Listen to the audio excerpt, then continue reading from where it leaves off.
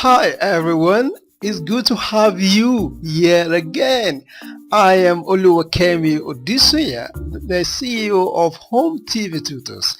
I help teachers, coaches, professionals to get the message out there in a bigger, make more of an impact and make more of an income. Welcome to the total blueprint for making educational videos. This is going to be the number 3 videos that I am creating in this series. I have been revealing top tips and secrets that I've been using for creating my videos. So at the end of this total blueprint for making educational video series, you would understand everything that you need to know about creating educational videos. Okay, in this particular video we're going to talk about a very interesting and exciting topic. Okay, so come along with me as we go on a journey of discovering the exact tools that I use in creating over 2,000 videos within 6 years.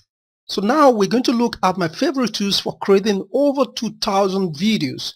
First, we're going to look at the hardware, then later we'll look at the software. So the hardware, the most important hardware for me is the laptop or the desktop computer. Of course, I started with a desktop computer. Imagine somebody starting with a Pentium 2 computer. That is what I started with. Okay, with a RAM, I think the RAM size was 128 MB. You can imagine what I use now on the computer, on the laptop, is nothing less than 4 gigabytes. All right, so the next tool that I use is the tablet. That is what I'm using to write. Okay, I use a tablet to do all my writings. I use a tablet to draw as well, because sometimes my video require me to draw, so I use the tablet. But you could also understand that this tablet is just having for me like a regular mouse that comes with a laptop, or that comes with a computer. Okay, so this is what I use a tablet for. Another important hardware that I use is the headphone. With a headphone I'm able to record my voice, and with this kind of headphone that has a microphone attached to it, it makes the sound very clear. Okay, the headphone with this kind of microphone is far better than using the microphone on the laptop. Okay, that is exactly what I'm using now, the headphone that has the microphone attached to it. Okay, another important hardware is the speakers.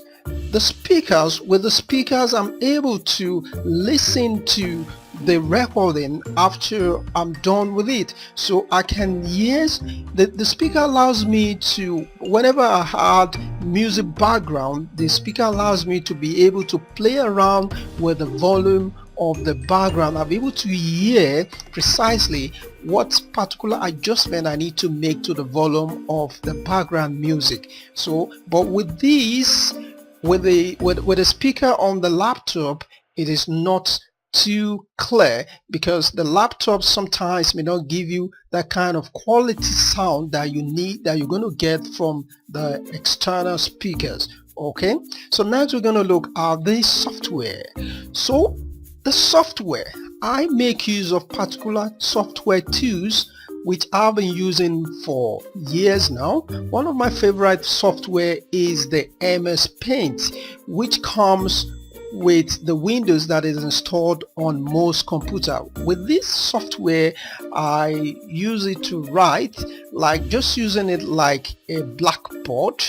Okay, I love using the blackboard. Generally the MS Paint is a whiteboard, but I just painted black, so I use it like a blackboard, and I do all the writings and explanation and illustrations on it. Okay, I also make use of another similar software, which is the Smooth Draw. With the Smooth Draw I also write, and I like also using it as the blackboard where I do all my illustrations and writings. Okay, another important software is the Camtasia Studio. This software has been very useful for me. I use it to record, to do all the recording of the screen, just as it is happening now, but I'm not using I'm not using the Camtasia software now. I also use the Camtasia software to do voice recording. Sometimes I may just have to do a recording for a particular video, to do the voiceover recording, and I'll go do the animation later. I also use the Camtasia to edit. I use the Camtasia to edit video. Sometimes I could want to cut out some videos that I've redone to attach it to a particular video, so I use the Camtasia video to edit. So Camtasia is more or less like a all-in-one software. Okay, then lastly, I make use of PowerPoint. With PowerPoint, I use it to prepare the slides, and PowerPoint also, it can record this slide, just as what I'm doing now. I'm using PowerPoint I've used PowerPoint to prepare all the slides that I've been using so far, and I'm using PowerPoint to record the screen or to record the slides. Okay, so these are the important software and hardwares that I've been using to create all my videos. Alright, but there are still some other resources which I use, so we're going to talk about that next. Other resources which I use include the internet. I make use of the internet where I do more research on the topic, okay, so as to gain more insight on how to break the topic down. Okay, likewise, I make use of textbooks, and most of these textbooks are local textbooks which are tailored or prepared based on the local curriculum. Okay, so I make use of the textbooks basically just to get some guides on how to go about preparing the lesson. Okay, then thirdly, I just make use of writing pad. With the writing pad, I write my script. With the writing pad, I do some drafts of how the video is going to look like, and these are the things that I use for making my videos.